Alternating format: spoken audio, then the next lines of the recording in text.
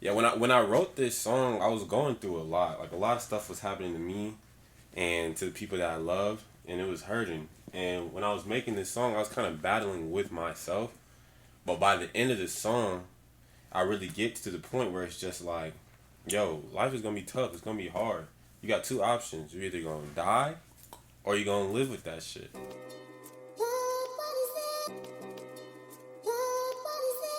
It all started like this. He sent me this blurry video of him like cutting up on the keys.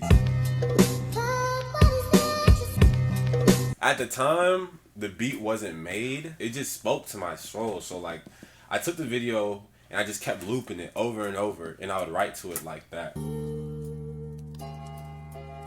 I don't mean to get spiritual, mom. So I looked for the sample. I got to get a sample that I feel like nobody can find. I want to bring light to the people that like the unsung heroes, the ones that's making music that's good, but we just ain't hear it yet. So I sampled Arrival's Arrival album.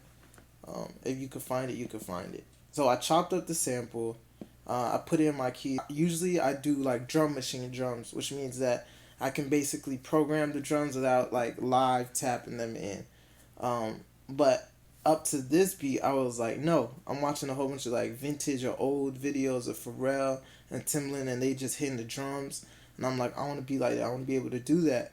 So I sent him the video of me chopping up the sample. I usually chop the sample up with my hands anyways. But the drums I did by myself. And he actually liked the live drums. To this day, I'm not the biggest fan of the live drums. The song goes. But I didn't feel like I executed as properly as I should have.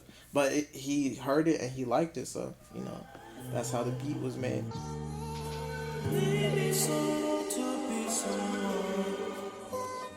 So for the hook for this one, I had written a hook. I had a hook written out, and I messed with it, but Hell no. PJ was like, "Cut it, it's ugly. Take it out." And I was like, "Dang, bro," because it was really personal. But he was right. It wasn't it's better without it. So my boy Daniel Johnson. Shout out Daniel. My boy, he's in Arkansas, but he was visiting. So I was like, oh, I know what I need to do. I went and picked him up, and then that's him on the chorus. Like he has a voice like a angel.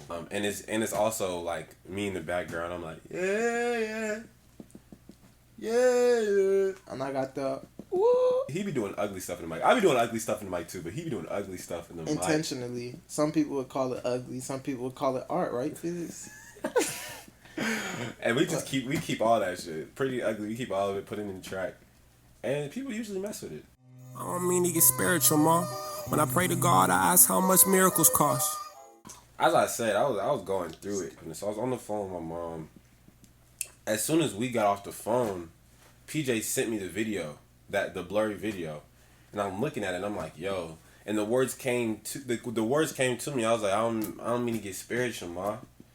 I pray to God and ask how much miracles cost. My grandfather had just died recently at the time, and so I was writing about him. I was writing about myself. One of my goals is to get on Genius. I would just love to explain my art. So I said, bro, how is PS a genius? But he ain't even on Genius. Like, I really like the old school feel of the beats. Cause PJ don't be giving me a lot of old school stuff because he knows that's what I need deep down. Because this one was so old school, I wanted to play with a boom bap flow.